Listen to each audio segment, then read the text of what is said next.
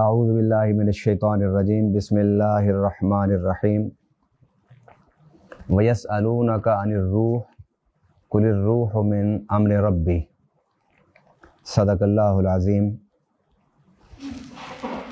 آج ہمارا موضوع ہے روح، روزہ اور رمضان۔ اللہ تعالیٰ نے انسان کو جب تخلیق فرمایا تو تخلیق فرماتے ہوئے ارشاد فرمایا کہ ہم نے انسان کو مٹی سے پیدا کیا، اور مٹی سے جب تخلیق کیا تو اس کے بعد رب العالمین نے ارشاد فرمایا فَإِذَا سَوَّيْتُهُ وَنَفَخْتُ فِيهِ مِن رُوحِي، کہ میں نے اسے تخلیق مٹی سے کیا اور مٹی سے تخلیق کرنے کے بعد پھر اسے بنایا اور سنوارا۔ سویتہ تراش خراش، بنانا اور سنوارنا، جس کو ہم آج کی زبان میں فنیشنگ کہتے ہیں۔ ایک چیز پہلے بنائی جاتی ہے، پھر اس کی تراش خراش کی جاتی ہے، اسے سنوارا جاتا ہے، اس میں جو چیز کم ہوتی ہے اس کمی کو پورا کیا جاتا ہے، اگر کوئی چیز زیادہ ہو تو اسے کاٹ کے الگ کر دیا جاتا ہے۔ تو جب اللہ تعالیٰ نے اسے بنا لیا اور سنوار لیا تو اس کے بعد فرمایا وَنَفَخْتُ فِيهِ مِن رُوحِي، میں نے اپنی روح اس کے اندر پھونکی، تو میں نے اس کے اندر اپنی روح پھونک دی۔ تو قرآن کی ان آیات سے یہ بات واضح ہوئی کہ انسان مٹی سے بنایا گیا، اور اس مٹی کے پتلے میں اللہ تعالیٰ نے اپنی روح ڈالی۔ اپنی روح کا لفظ میں اس لیے استعمال کر رہا ہوں کہ یہاں لفظ ہے مِن روحی، کہ میں نے اپنی روح انسان میں پھونکی۔ اس لیے علامہ اقبال رحمہ اللہ فرماتے ہیں کہ انسان صرف مٹی سے نہیں ہے، اللہ تعالیٰ نے انسان میں مٹی بھی رکھی اور اس مٹی کے پیکر میں اپنی روح بھی رب العالمین نے رکھ دی۔ ویسے تو قرآن پاک میں اللہ تعالیٰ نے انسان کے حوالے سے نفس کی بھی بات کی ہے، اور ارشاد فرمایا ہے وَنَفْسٍ وَمَا سَوَّاهَا فَأَلْهَمَهَا فُجُورَهَا وَتَقْوَاهَا قَدْ أَفْلَحَ مَنْ زَكَّاهَا وَقَدْ خَابَ مَنْ دَسَّاهَا۔ قسم ہے نفس کی، نفس انسان کی، نفس کی قسم ہے، قسم ہے نفس کی۔ وَمَا سَوَّاهَا، اور قسم ہے اس کی کہ جب اللہ تعالیٰ نے اس نفس کو بنایا اور سنوارا۔ فَأَلْهَمَهَا فُجُورَهَا وَتَقْوَاهَا، پھر اللہ تعالیٰ نے انسان کے اندر دونوں قوتیں رکھ دیں، ایک قوت تقوی کی اور ایک قوت فجور کی، اور پھر فرمایا کہ کامیاب وہ ہوگا جو اپنے نفس کا تزکیہ کرے گا۔ میں آج تزکیہ کا بڑا اہم معنی اور بڑا آسان معنی کافی دیر مطالعے کے بعد اور پڑھنے اور سوچنے کے بعد مجھے اللہ تعالیٰ نے ذہن میں ایک بات ڈالی، میں آپ کے سپرد کر رہا ہوں تاکہ آپ بھی اس کو ذہن میں بٹھا کے سمجھیں کہ تزکیہ نفس کس کو کہتے ہیں۔ اللہ تعالیٰ نے تزکیہ نفس کا لفظ استعمال فرمایا، اس کا معنی یہ ہے کہ آپ نے اپنے نفس کو آلودگی اور علائشوں سے بچا کے رکھنا ہے، اسی طرح جس طرح اللہ تعالیٰ نے آپ کو دیا تھا۔ اس لیے قرآن پاک میں اللہ تعالیٰ نے فرمایا نا کہ ایک نفس وہ نفس ہے جسے نفس امارہ کہتے ہیں، جو آپ کو ہر وقت گناہوں پر ابھارتا ہے، کیونکہ رب العالمین نے قرآن میں فرمایا ہے نا فَأَلْهَمَهَا فُجُورَهَا وَتَقْوَاهَا، کہ ہم نے انسان کے اندر طاقت رکھ دی ہے گناہ کرنے کی بھی۔ اگر آپ گناہ نہیں کریں گے اور گناہوں کو نہیں سوچیں گے تو اسی کو تزکیہ نفس کہتے ہیں۔ تزکیہ نفس کا کیا مطلب ہوا کہ آپ نے اپنے نفس کو ویسے ہی رکھا جس طرح اللہ تعالیٰ نے آپ کو نفس عطا فرمایا تھا، اس کو آلودگیوں سے، اس کو گندگی سے، اس کو علائشوں سے آپ نے پاک رکھا۔ علائشیں اور کیا ہوتی ہیں؟ نجس کیا ہوتا ہے؟ رجس یہ ہوتا ہے کہ آپ غلط سوچیں اور غلط کریں۔ جب آپ غلط سوچیں گے، غلط کریں گے تو اس کا مطلب ہے کہ آپ اپنے نفس کو آلودہ کر رہے ہیں، جس کے بارے میں قرآن نے کہا ہے وقد خواب من دساہا، دساہا، وقد خواب من دساہا، جس نے اپنے نفس کو تزکیہ نہیں کیا رکھا، اسے خراب کر دیا تو اس نے اپنے آپ کو برباد کر دیا۔ اب ایک نفس امارہ کہ جو آپ کو گناہوں پر اکساتا رہے، تو جب آپ فجور کی، گناہوں کی جو طاقت اللہ تعالیٰ نے انسان میں رکھی ہے اس کو کنٹرول کر کے رکھیں گے تو اس سے کیا ہوگا کہ آپ کا نفس امارہ نہیں بنے گا، اور اگر بتقاضۂ بشریت کوئی غلطیاں آپ نے کی بھی ہیں تو پھر جب آپ اپنے نفس کو پاک اور صاف رکھنے کی کوشش کریں گے تو آپ کا نفس لوامہ بن جائے گا۔ نفس لوامہ کس کو کہتے ہیں؟ کہ ماضی پر ملامت کرنے والا، گناہوں پر آپ کو رلانے والا، اللہ سے توبہ کرانے والا، یہ نفس لوامہ ہے۔ اور اس کے بعد قرآن پاک نے کہا ہے کہ پھر اس کے بعد نفس جو ہے وہ نفس مطمئنہ، نفس مطمئنہ، کہ جس نفس جب آپ نے توبہ کی، اللہ کی طرف رجوع کیا، تو اس سے کیا ہوا؟ اس سے آپ کا نفس مطمئن ہو جائے گا کہ میں نے غلطی کی تھی، اللہ کی نافرمانی کی تھی، اس کے خلاف، احکامات کے خلاف میں نے سوچا تھا، گناہوں کے بارے میں نے سوچا، پلاننگ کی، منصوبہ بندی کی، پھر میں نے گناہ کیے۔ تو جب آپ کا نفس آپ کو ملامت کرے گا اور آپ توبہ پر آمادہ ہو جائیں گے تو اس کے نتیجے میں اللہ تعالیٰ آپ کو ایک اطمینان عطا فرمائے گا، نفس مطمئنہ۔ اس کے بعد قرآن کہتا ہے کہ جب انسان گناہوں کو چھوڑ دیتا ہے اور اللہ کے ذکر و فکر میں مشغول رہتا ہے، اپنے گناہوں سے توبہ کر لیتا ہے، تو پھر اس کا نفس جو ہے وہ نفس راضیہ بن جاتا ہے، اللہ کو راضی کرنے والا۔ پہلا مرحلہ تو تھا نا کہ آپ اپنے گناہوں کی معافی مانگ رہے ہیں، اللہ تعالیٰ کی طرف رجوع کر رہے ہیں۔ جب آپ کا نفس مطمئنہ ہوا تو اس کے بعد اگلا مرحلہ یہ ہے کہ آپ کوشش کرتے ہیں اللہ تعالیٰ کو راضی کرنے کی۔ جب آپ اللہ تعالیٰ کو راضی کرنے کی کوشش کرتے ہیں تو اس کے بعد پھر مرحلہ یہ آتا ہے کہ اللہ تعالیٰ اپنے بندے سے پھر پوچھتا ہے کہ اے میرے بندے، تو بتا کہ تو کیسے مجھ سے راضی ہوگا۔ یعنی پہلے بندہ اللہ کو راضی کرنے کی فکر میں ہے، اس کے بعد پھر اللہ تعالیٰ اپنے بندے کو راضی کرنے میں لگ جاتا ہے، جس طرح قرآن پاک میں ہے نا کہ وَلَسَوْفَ يُعْطِيكَ رَبُّكَ فَتَرْضَىٰ، کہ اے پیارے نبی صلی اللہ علیہ وسلم، ہم آپ کو دیتے رہیں گے، اس وقت تک دیتے رہیں گے جب تک کہ تو راضی نہ ہو جائے۔ تو یہ نفس مرضیہ، تو یہ نفس کی بات تھی جو قرآن پاک نے بیان کی۔ اور اچھا اور بھلا انسان تو وہ ہے نا جو تقوی کے راستے پر رہتا ہے، اور تقوی کے راستے پر رہتے ہوئے اپنے نفس کو گناہوں میں آلودہ ہی نہیں ہونے دیتا۔ اب آئیے اس کو ہم رمضان مبارک اور روزے کے ساتھ اس کا جوڑتے ہیں۔ رب العالمین نے قرآن میں فرمایا یا ایھا الذین آمنوا کتب علیکم الصیام کما کتب علی الذین من قبلکم، اے ایمان والو، اللہ تعالیٰ نے تم پر روزے فرض کیے۔ اور یہ نہ سوچنا کہ شاید اللہ تعالیٰ نے ہمیں 14 گھنٹے، 15 گھنٹے، 16 گھنٹے بھوک میں، پیاس میں وقت گزارنے کا کہا ہے۔ فرمایا کہ یہ تم ہی پر نہیں روزے فرض ہوئے، تم سے پہلوں پر بھی روزے فرض تھے، بلکہ جب سے انسان اول آدم علیہ السلام ہے اس وقت سے روزہ انسانی تاریخ میں موجود ہے۔ کوئی شریعت، کوئی دین، کوئی نبی اور کوئی رسول ایسا نہیں کہ جن کی شریعت میں اللہ تعالیٰ نے روزہ نہ رکھا ہو۔ قرآن پاک بھرا پڑا ہے۔ حضرت موسیٰ علیہ السلام جب کوہ طور پر گئے تو فرمایا 30 دن روزے رکھو۔ جب 30 دن روزے پورے ہو گئے تو فرمایا 10 اور ملاؤ، 40 کر لو۔ 40 راتیں عبادت اور دن کو روزے رکھے گئے تو پھر اللہ تعالیٰ نے کتاب عطا فرمائی۔ تو روزہ ہر شریعت میں موجود ہے۔ اچھا، دنیا میں 10-12 بڑے مذاہب ہیں۔ کتنے مذاہب ہیں؟ 12 ایک ہیں مذاہب۔ اچھا، ان کو ہم 2 حصوں پر تقسیم کرتے ہیں۔ پہلا حصہ وہ مذاہب جنہیں ہم ابراہیمی مذاہب کہتے ہیں، مثلا یہودیت ہے، وہ بھی حضرت ابراہیم کے پیروکار، کرسچینٹی ہے وہ بھی حضرت ابراہیم کے پیروکار، اور ہم مسلمان ہم بھی حضرت ابراہیم علیہ السلام کے پیروکار۔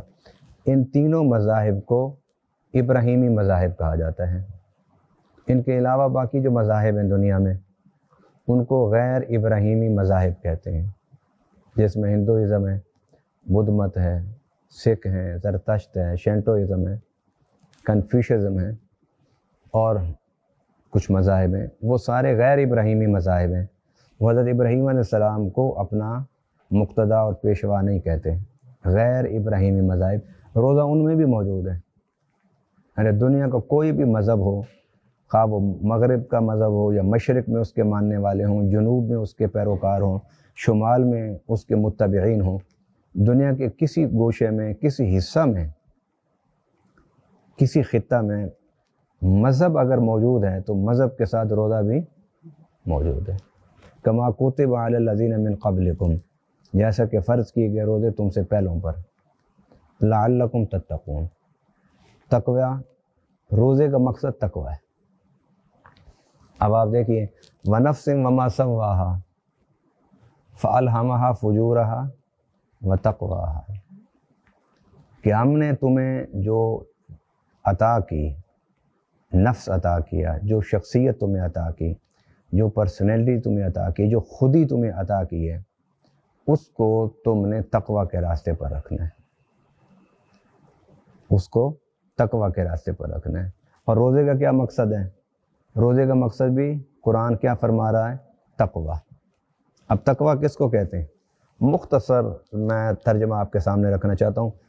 میں جو قرآنی اصطلاحات ہیں، شرعی اصطلاحات ہیں، صوفیانہ اصطلاحات ہیں، روحانی اصطلاحات ہیں، ان اصطلاحات کو مشکل کر کے آپ کے سامنے نہیں رکھنا چاہتا، آسان کر کے رکھنا چاہتا ہوں آپ کے سامنے۔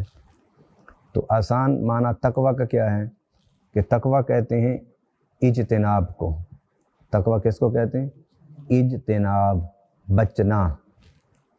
اور تقوی کہتے ہیں اختیار، کسی چیز کو اپنانا، اختیار کرنا۔ ہمارے ہاں تقوی کا کیا معنی کرتے ہیں؟ پرہیزگاری۔ پرہیز کا معنی ہوتا ہے اجتناب، بچنا۔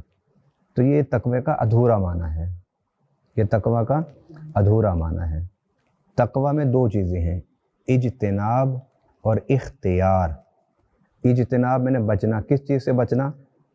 جو چیز آپ کے نفس کو، آپ کی شخصیت کو گناہوں کی آلودگی سے ملوث کر دے، گندا کر دے، خراب کر دے۔ دوسرے لفظوں میں جن کاموں سے اللہ نے روکا ہے ان سے رکنا، یہ تقوی کا ایک پہلو ہے۔ اور جن چیزوں کا اللہ نے حکم دیا ہے ان کو اختیار کر لینا، یہ تقوی کا دوسرا پہلو ہے۔ وہ یہ تقوی دو معنی رکھتا ہے، اجتناب و اختیار۔ اجتناب عن المعصیہ و اختیار البر، نیکی کو اختیار کرنا اور معصیت و نافرمانی سے بچنا، یہ ہے تقوی۔ ہمارے ہاں تقوی کا معنی کرتے ہیں متقی، اور متقی کا معنی پرہیزگار۔ پرہیزگار کے بعد لوگوں کو پتہ نہیں ہوتا کیا معنی ہے تقوی کا۔ اب آپ آئیے روزے پر۔ روزے میں اللہ تعالیٰ نے ہمیں ایک مشق کرائی ہے، ایک مجاہدہ اللہ کرا رہا ہے، ایک ریاضت اللہ کرا رہا ہے ہم سے۔ اور اس ریاضت میں اللہ تعالیٰ نے کیا کیا ہے کہ جو چیزیں حلال تھیں ان سے بھی روک دیا ہے۔ پانی پینا حلال ہے لیکن روزے کی حالت میں نہیں پی سکتے۔ کھانا حلال ہے، نہیں کھا سکتے۔ پھل فروٹ استعمال کرنا، کھانا پینا وہ حلال ہے لیکن نہیں کرتے ہم، کیونکہ روزہ اپنے نفس کو کامیاب کرنے کے لیے ایک مجاہدہ ہے، اور اس مجاہدے میں اللہ تعالیٰ نے ہمیں ان چیزوں سے بھی روک دیا کہ جو چیزیں حلال ہیں۔ اب جب رمضان کا مہینہ ختم ہوتا ہے تو ختم ہونے کے بعد اب کیا ہے؟ وہ جو آپ نے مجاہدہ کیا ہے ماہ رمضان میں کہ حلال چیزیں بھی چھوڑ دیں، اب ان اس پریکٹس سے آپ کے اندر یہ طاقت پیدا ہو جانی چاہیے کہ ماہ رمضان گزرنے کے بعد آپ کے اندر حرام چیزیں تو چھوڑنے کی طاقت ہونی چاہیے نا.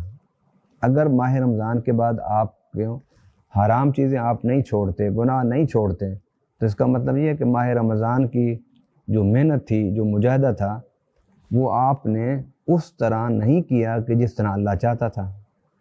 اگر آپ نے اس طرح ماہ رمضان گزارا ہوتا تو یقیناً ماہ رمضان گزرنے کے بعد آپ حلال کو اختیار کرتے، حرام کو چھوڑ دیتے. آپ کے اندر وہ ایک پوٹینشل، ایک طاقت پیدا ہو جانی چاہیے تھی، جس کو آپ یوں سمجھنے کہ ایک ایٹومیٹک سسٹم ہوتا ہے، وہ انسان کے اندر پیدا ہو جاتا ہے کہ انسان کو گناہوں سے، معصیت سے، نافرمانی سے نفرت ایک اندر پیدا ہو جاتی ہے، نفرت اور نیکی کی طرف رغبت. اگر یہ کیفیت آپ کی ماہ رمضان کے بعد ہے تو پھر آپ نے ماہ رمضان گزارا ہے جیسا اللہ چاہتا تھا. اگر ماہ رمضان گزرنے کے بعد آپ اسی رفتار سے جھوٹ بولتے ہیں، ماہ رمضان گزارنے کے بعد آپ اسی طرح 2 نمبر کام کر رہے ہیں، ماہ رمضان گزارنے کے بعد آپ اسی طرح لوگوں کے ساتھ فراڈ اور دھوکہ کر رہے ہیں، اس کا مطلب پھر آپ نے ماہ رمضان اس طرح نہیں گزارا جس طرح اللہ چاہتا تھا. اس لیے نبی پاک صلی اللہ علیہ وسلم نے ارشاد فرمایا کہ اگر تم غیبت نہیں چھوڑ سکتے رمضان کی حالت میں، فضول اور لغو باتیں نہیں ترک کر سکتے ماہ رمضان میں، تو پھر فرمایا اللہ کو تمہیں بھوکا پیاسا رکھنے کا کوئی فائدہ نہیں.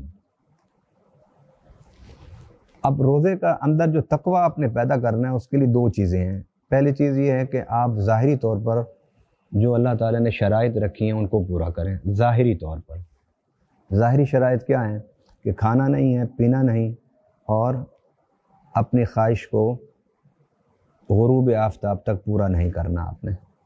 یہ اس کی ظاہری تقاضا ہے جس کو شرعی تقاضا کہتے ہیں.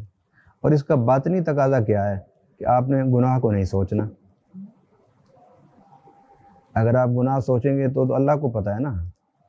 ظاہری طور پر آپ روزے میں کوئی نقصان نہیں کر رہے، لیکن جب آپ گناہوں کو سوچیں گے تو آپ روزے کو مجروح کر رہے ہیں، زخمی کر رہے ہیں روزے کو باطنی طور پر. اور اگر آپ غیبت کرتے ہیں تو آپ روزے کو خراب کر رہے ہیں روحانی طور پر.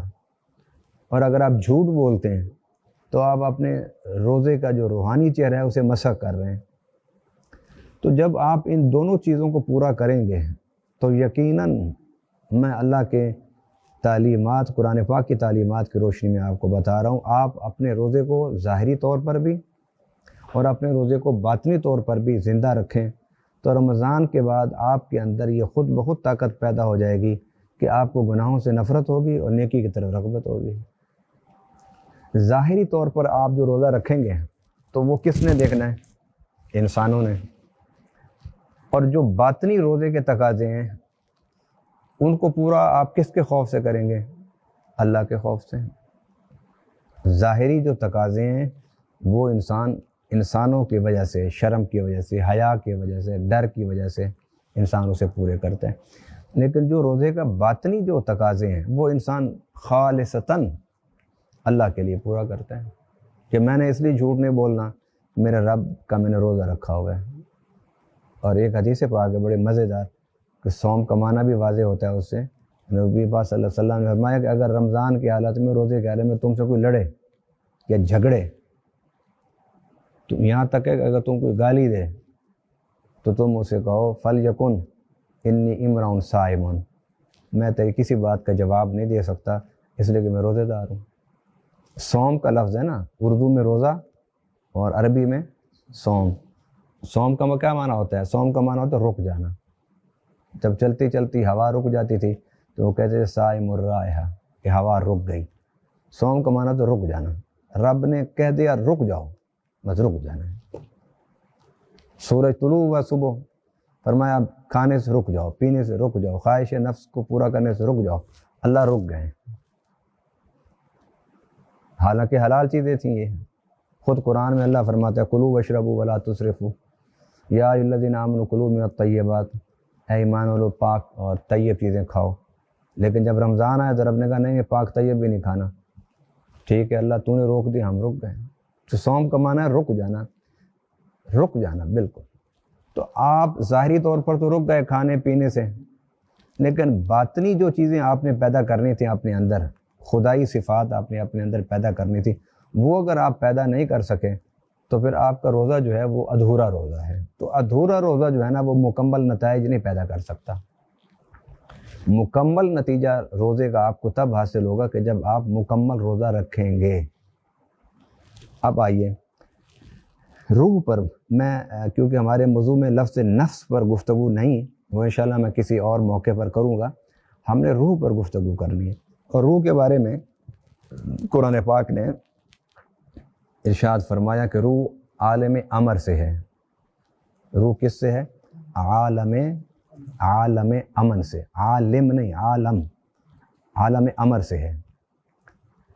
انسان جو ہے یہ عالم خلق سے ہے۔ خلق کس کو کہتے ہیں؟ کہ ایک چیز دنیا میں موجود ہیں تو آپ کو اس کے اسباب سمجھ آتے ہیں۔ مثلا ہم موجود ہیں دنیا میں تو ہمارے ماں باپ موجود ہیں، تو یقیناً ہماری جو تخلیق ہے یہ عالم خلق سے ہے، کیونکہ ہماری تخلیق کے اسباب ہمارے ماں باپ ہیں، وہ موجود ہیں۔ اور حضرت عیسیٰ علیہ السلام کی جو تخلیق ہے وہ عالم خلق سے نہیں ہے۔ حضرت عیسیٰ علیہ السلام کا جو وجود ہے وہ عالم امر سے ہے۔ عالم امر سے کیوں ہے؟ کیونکہ ان کا والد نہیں نظر آتا، بغیر والد کے آپ پیدا ہوئے۔ حضرت آدم اور حضرت حوا کی جو تخلیق ہے وہ بھی عالم خلق سے نہیں ہے، وہ عالم امر سے ہے، کہ حضرت آدم کا نہ باپ نہ ماں، حضرت حوا کی نہ باپ نہ ماں۔ آدم مٹی سے پیدا کیے گئے، حوا جو حضرت آدم کی پسلی سے پیدا کیے گئے۔ تو کائنات میں کچھ چیزوں کا وجود وہ عالم امر سے ہے، اور کچھ بہت ساری چیزوں کا وجود عالم خلق سے ہے۔ تو ہم عالم خلق سے ہیں، حضرت آدم، حضرت حوا، حضرت عیسیٰ جو ہیں وہ عالم امر سے ہیں۔ اسی طرح جب روح کے بارے میں پوچھا گیا کہ اللہ تعالیٰ سے، نبی پاک صلی اللہ علیہ وسلم سے، کہ روح کیا ہے، فرمایا قل الروح من امر ربی، یہ عالم امر سے ہے۔ تو جو عالم امر سے چیزیں ہوتی ہیں ان کی سمجھ نہیں آتی، کیونکہ ان کی اسباب نہیں آتی۔ انسان سمجھتا ہے ہر چیز کو کس سے؟ اسباب سے۔ اب آپ میری باتیں سن رہے ہیں نا، کس سے سن رہے ہیں؟ کانوں سے۔ اب کان سبب ہو گئے۔ آپ میری باتوں کو سوچ رہے ہیں کس سے؟ عقل سے، عقل سبب ہو گیا۔ تو انسان انہی چیزوں کو سنتا اور سمجھتا اور دیکھتا ہے کہ جو عالم خلق سے ہوتے ہیں، جن کا اسباب سمجھ آئے، اور اسباب نہ سمجھ آئیں تو وہ چیزیں عالم امر سے ہوتی ہیں۔ تو اللہ تعالیٰ نے قرآن پاک کے بارے میں کیا فرمایا کہ یہ کیا ہے؟ عالم امر سے ہے۔ اچھا، اب آپ آئیے 25ویں پارے میں رب العالمین نے قرآن کے بارے میں فرمایا وَكَذَلِكَ أَوْحَيْنَا إِلَيْكَ رُوحًا مِّنْ أَمْرِنَا، کہ ہم نے جو وحی تمہاری اوپر اتاری ہے، یہ وحی جو ہے یہ بھی من امرنا، یہ بھی عالم امر سے ہے۔ اب وحی کون لے کر آتا ہے؟ حضرت جبرائیل علیہ السلام۔ تو جبرائیل علیہ السلام کسی کو اترتے ہوئے نظر آتے ہیں؟ جس زمانے میں پیغمبر ہوتا ہے اور وحی آ رہی ہوتی ہے تو صرف پیغمبر کو ہی پتہ ہوتا ہے کہ میرے اوپر جبرائیل آیا ہے۔ پیغمبر کے ارد گرد جو بیٹھے ہوئے لوگ ہوتے ہیں انہیں بھی جبرائیل نظر نہیں آتے۔ تو وہی عالم امر سے ہے، روح عالم امر سے۔ اور ادھر فرمایا کہ یہ روح میں نے انسان کے اندر رکھ دی ہے۔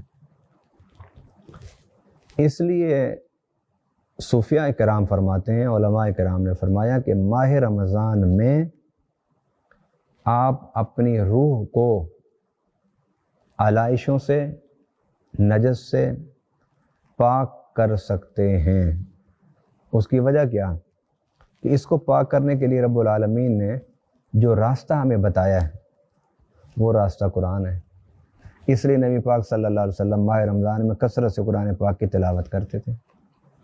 اگر آپ روحانی بالیدگی چاہتے ہیں، تزکیہ نفس چاہتے ہیں، روحانی طور پر اپنے آپ کو پاک کرنا چاہتے ہیں، تو اس کے لیے یہ ماہ رمضان سب سے بہترین مہینہ ہے کہ اس میں جتنا آپ قرآن کی تلاوت کریں گے اتنی جلدی آپ روحانی طور پر پاک، صاف اور اجلے ہوتے جائیں گے۔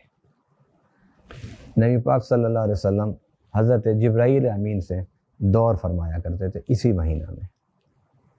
بخاری شریف کی ایک حدیث ہے کہ جس میں نبی پاک صلی اللہ علیہ وسلم کے بارے میں حضرت عبداللہ ابن عباس رضی اللہ تعالی عنہما فرماتے ہیں کہ حضور صلی اللہ علیہ وسلم ماہ رمضان میں 2 عمل کثرت سے کیا کرتے تھے۔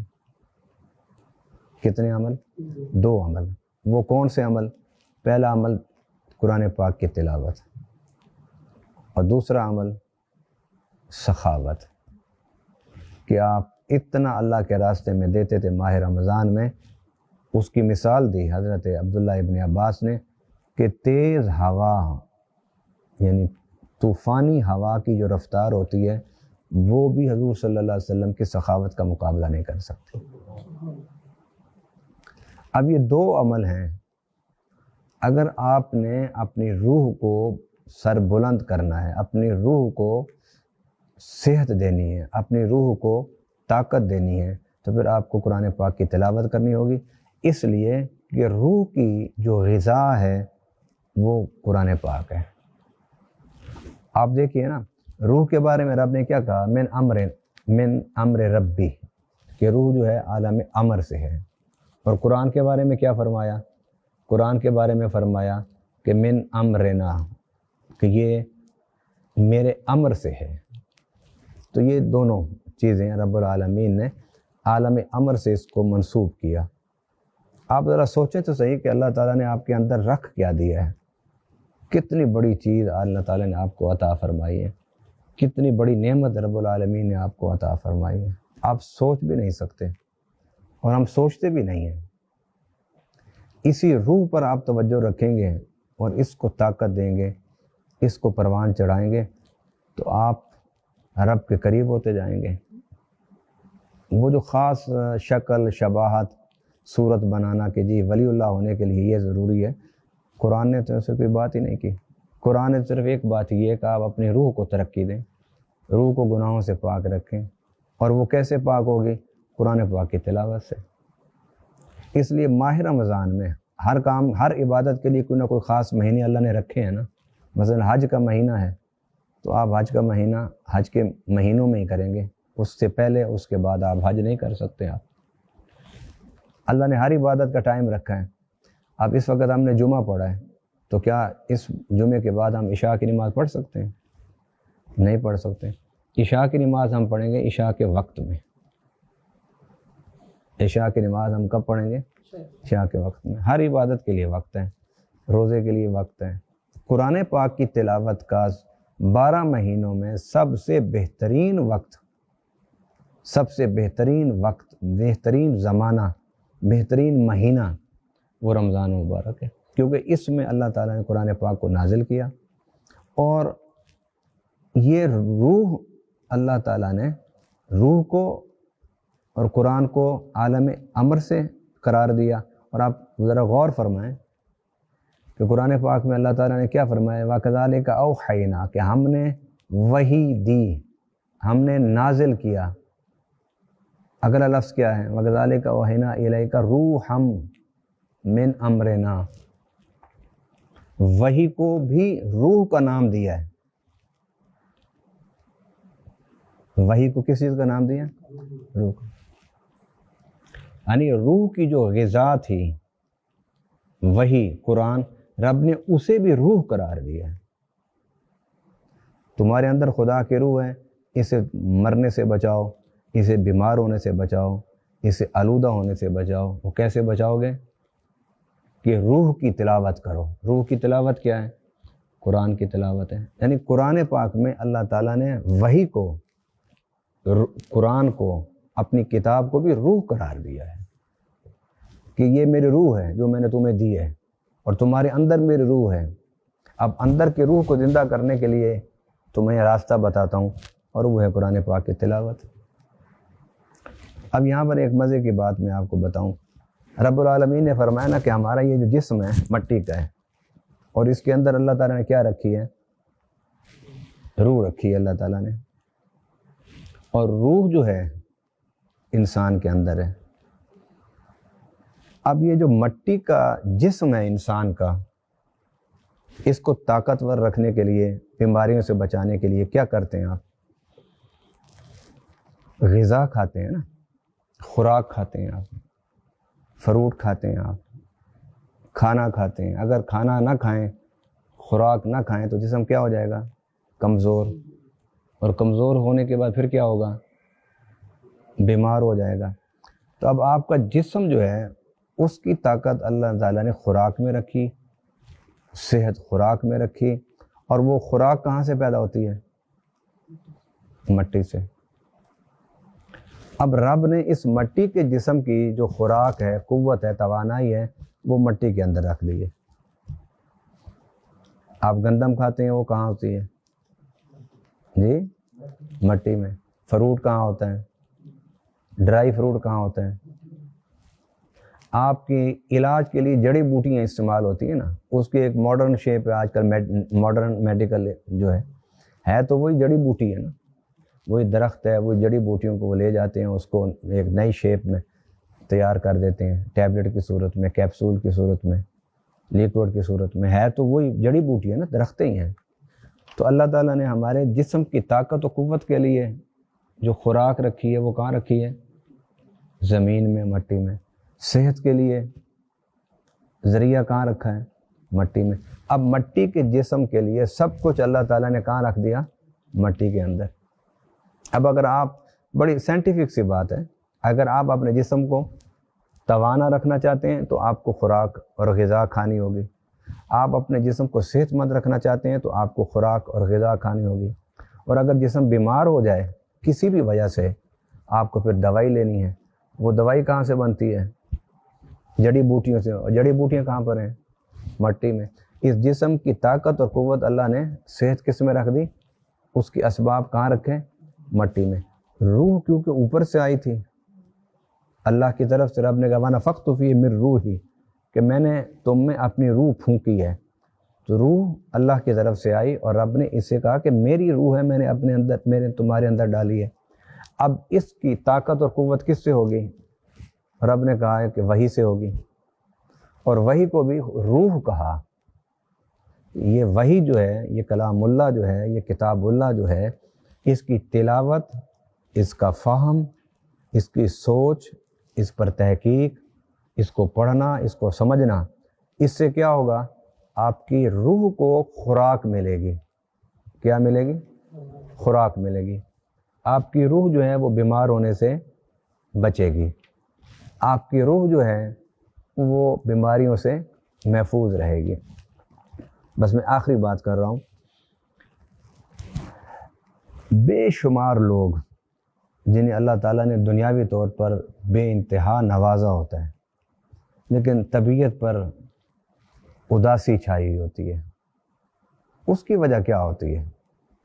اس کی وجہ یہ ہوتی ہے کہ ان لوگوں نے اپنے جسم کو، اپنے جسم کی سہولیات کے لیے تو مال خرچ کیا، گھر اچھا بنا لیا، گاڑی اچھی رکھ لی، خوراک اچھی کھائی، لیکن اداسی جو اندر کی ہوتی ہے اور بے چینی جس کو کہنے وہ نہیں جاتی۔ اس کی وجہ صوفیہ کرام فرماتے ہیں کہ تیری اداسی اس وقت جائے گی، بے چینی اس وقت ختم ہوگی جب تیرے اندر جو بیٹھی ہوئی روح خدا ہے، جب تو اسے خوراک دے گا، اسے غذا دے گا، اسے طاقت دے گا۔ ادھر تو تیری توجہ ہی نہیں ہے۔ اس کی توجہ کیا ہے؟ اس کی خوراک کیا ہے؟ اللہ کو سوچو بیٹھ کے۔ مولا علی کرم اللہ تعالیٰ وجہ الکریم فرماتے ہیں تفکروا فی آلاء اللہ، اللہ کی مخلوق کے بارے میں سوچو۔ میں اکثر جب باہر نکلتا ہوں، گھر سے ساتھی ہوتے ہیں، میں کہتا ہوں یار دیکھو، ایک درخت ساتھ ہے، ابھی اس پر خزاں چل رہی ہے، اس ساتھ ہی دوسرا درخت ہے، اس پر بہار ہے۔ گلاب کے پودوں پر آج کل پھول کھل رہے ہیں، ساتھ ہی موتی اگر درخت ہیں، پودے ہیں، اس پر ابھی پھول نہیں ہے۔ میں نے کہا جگہ ایک ہے، ماحول ایک ہے، زمین ایک ہے، لیکن رب کی قدرت کے نظارے مختلف ہیں۔ وہ کون سی قدرت ہے اللہ کی کہ ایک درخت پر بہار ہے، اس کے ساتھ ہی کھڑا دوسرا درخت اس پر خزاں ہے؟ وہ کون سی طاقت ہے کہ جس نے گلاب کے پودوں کو تو پھول عطا فرمائے، موتی کے پودوں کو بھی پھول عطا۔ جب گلاب کے پودوں کے پھول ختم ہوں گے تو اس کے بعد پھول شروع ہو جائیں گے موتی کے۔ یہ کون سی قدرت ہے؟ رب کی تخلیق کو سوچو، رب کی مخلوق کو سوچو، یہ بھی عبادت ہے۔ اور یہ جو ہم عبادت کرتے ہیں نا، نماز، روزہ، حج اور زکوٰۃ کی، قرآن کے فلسفے کے مطابق ان سب عبادتوں سے بڑھ کے عبادت اللہ کی کائنات کے بارے میں غور و فکر کرنا ہے۔ پہاڑ دیکھیں تو سوچا کریں کہ میرا رب کی عظمت تو دیکھو، کہ کہیں زمین جو ہے وہ بالکل ہموار پیدا کر دی ہے، کہیں زمین ہے تو وہاں ریت ہے، کسی جگہ زمین ہے تو وہاں مطلب پتھر، چھوٹے چھوٹے کنکر اللہ نے بچھا دیے، کہیں زمین ہے تو اتنے بڑے بڑے پہاڑ بنا دیے، اور کئی پہاڑ ایسے ہیں کہ بالکل کالے، خشک، سرخ، سفید، اور کئی پہاڑ ایسے ہیں کہ جن پر اتنا سبزہ کہ انسان سوچتا ہے کہ پتھروں پر اللہ نے کیسے درخت نکال دیے۔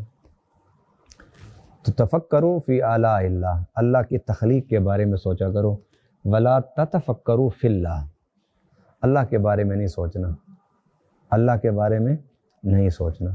اللہ کے بارے میں سوچو گے تو گمراہ ہو جاؤ گے۔ گمراہ کیوں ہوگے؟ اس لیے کہ انسان کے عقل میں، ذہن میں اللہ نے اتنی کیپیسٹی نہیں رکھی کہ وہ خدا کو سمجھ سکے۔ تو جب ایک چیز جو رب نے اس کی طاقت میں نہیں رکھی کہ اس کو سمجھ سکے، جب اسے سمجھنے کی کوشش کرے گا تو گمراہ ہوگا۔ ہم تو تخلیق اور مخلوق کو نہیں سمجھ سکتے۔ ہم نے انسانی تاریخ کے بارے میں لکھا ہوا ہے کہ اس کو 5000 سال ہو گئے، تو 5000 سالوں میں ہم نے رب کی اس کائنات کے رازوں میں سے صرف 1-2 راز ہم نے سمجھے ہیں، تو دنیا کی زندگی بدل گئی ہے۔ آج سے 5000 سال پہلے انسان کی زندگی دیکھیں اور آج کی زندگی دیکھیں، زمین و آسمان کا فرق ہے۔ کشش ثقل کا ہی ایک اصول ہم نے اپنایا ہے نا، دریافت کیا ہے، پہیہ ہی ایجاد کیا ہے نا، اور ہم نے فضاؤں پر اپنا کنٹرول کیا ہے، نہروں، دریاؤں، پانیوں پر اپنا کنٹرول کیا۔ 3-4 ہم نے راز حاصل کیے ہیں اللہ کی کائنات میں جو موجود راز تھے، ان 3-4 رازوں سے ہم نے کتنے ہم آگے آ گئے، ترقی کر گئے۔ تو ابھی تو بے شمار راز ہیں۔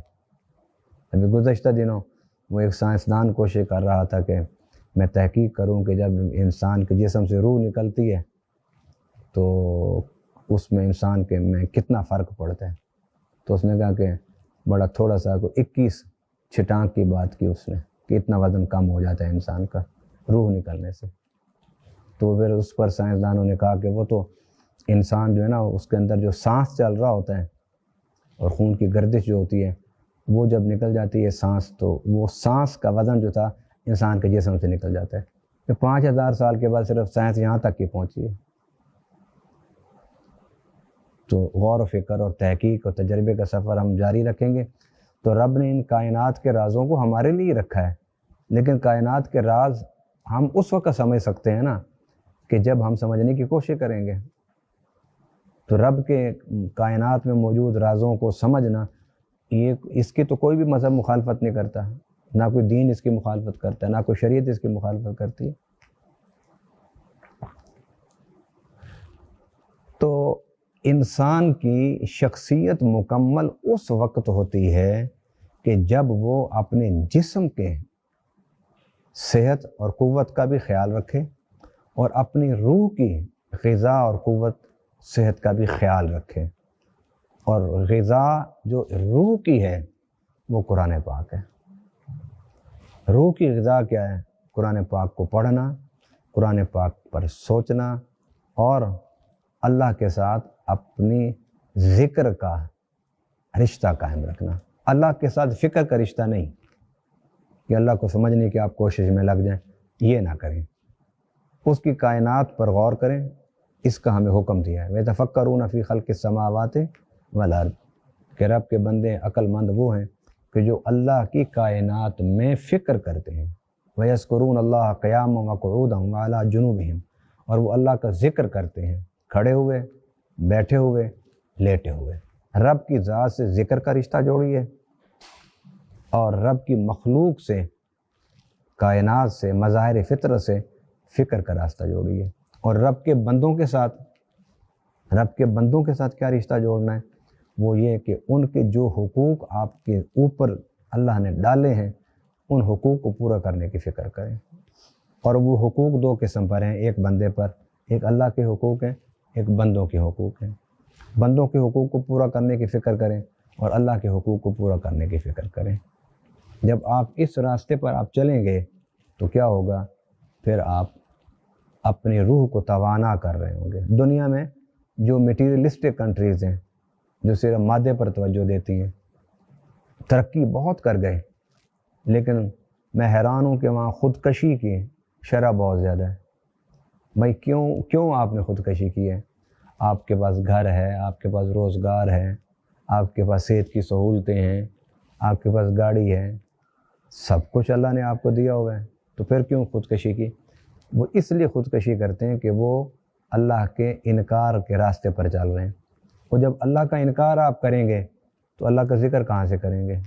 جب رب کا انکار کر دیں گے آپ تو رب کے بارے میں، اس کی کائنات کے بارے میں اس پوائنٹ پر کیسے فکر کریں گے کہ یار یہ دیکھو کتنی خوبصورت چیز میرے اللہ نے بنائی ہے، یہ کتنا خوبصورت درخت ہے، اس کا سبزہ دیکھو کتنا خوبصورت ہے، میرے رب کی قدرت کا مظاہرہ ہے۔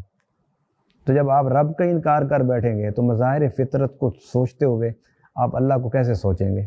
مظاہر فطرت کو سوچنا ہے آپ نے، لیکن اس کے سوچنے کے ساتھ ساتھ آپ کا ذہن اللہ کی طرف جانا چاہیے، آپ کا ذکر کا رشتہ اللہ سے ہونا چاہیے۔ اب وہ ملک جو دنیا میں بڑی ترقی کر گئے لیکن وہاں خودکشی کی شرح بہت زیادہ ہے، اور ہمارے ملکوں میں جہاں لوگ مذہب سے پیار کرتے ہیں، اللہ کا ذکر کرتے ہیں، نماز پڑھتے ہیں، قرآن پاک کی تلاوت کرتے ہیں، ذکر کرتے ہیں، وہاں غربت بھی ہے، کھانے پینے کی سہولتیں بھی نہیں ہیں، علاج معالجے کی سہولتیں بھی زیادہ نہیں ہیں، لیکن یہاں خودکشی نہیں ہے، خودکشی نہ ہونے کے برابر ہے ہمارے ملکوں میں۔ اس کی وجہ یہ ہے کہ یہاں ایک غریب بندہ اس سوچ پر اپنے آپ کو توانا رکھتا ہے کہ میں اللہ کی عبادت کروں گا، اللہ تعالیٰ کی قرآن پاک کی تلاوت کروں گا، رب کا ذکر کروں گا، میری دنیا تو جیسی ہے گزر جائے گی لیکن مجھے اللہ آخرت میں جنت عطا فرمائے گا۔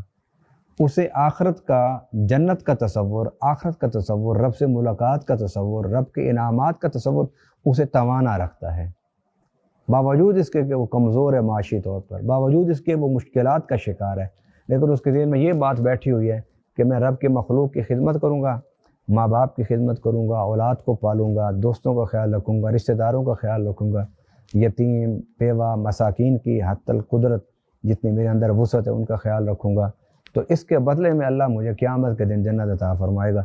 یہ جو خدا کا تصور ہے اور خدا کو راضی کرنے کی محنت ہے، یہ انسان کو خودکشی سے بچاتی ہے۔ اس لیے ہم مسلمان اور مذہب پر یقین رکھنے والے لوگ وہ اس لیے خودکشیوں سے بچ جاتے ہیں کہ ان کے ذہن میں یہ موجود ہے کہ میں نے زندگی میں رب کو راضی کرنا ہے اور مرنے کے بعد اللہ سے میں نے انعام پانا ہے۔ تو آئیے میں چند جملوں میں اس حقیقت کو، آج کے موضوع کو سمیٹنا چاہتا ہوں۔ ماہ رمضان کا مقصد یہ ہے کہ آپ اپنے روح کی بالیدگی کریں، روح کو پاکیزہ کریں، روح کو پاک صاف کریں، روح کو طاقتور کریں، اور اس کا تقاضا کیا ہے کہ آپ روزے کی حالت میں قرآن پاک کی کثرت سے تلاوت کریں، قرآن پاک کو پڑھیں، قرآن پاک کو سوچیں، قرآن پاک پر غور کریں، اور قرآن پاک کی تلاوت کے بعد کثرت سے اللہ تعالیٰ کا ذکر کریں۔ یہ اللہ کا ذکر اور قرآن پاک کی تلاوت یہ آپ کو روحانی طور پر آپ کو طاقتور کرے گی، اور ماہ رمضان میں یہ جو قوت ہے یہ زیادہ اللہ عطا فرماتا ہے اور جلد مل جاتی ہے، کیونکہ اللہ تعالیٰ نے ہر عبادت کے لیے کوئی نہ کوئی مہینہ، کوئی نہ کوئی وقت مقرر کیا ہوا ہے۔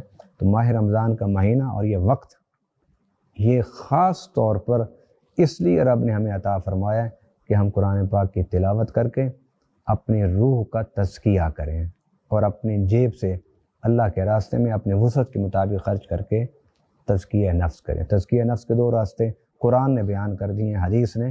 ماہ رمضان میں ایک تو اپنی جیب سے اللہ کے راستے میں خرچ کریں، اور دوسرا تزکیہ نفس یہ کہ آپ قرآن پاک کی تلاوت کریں۔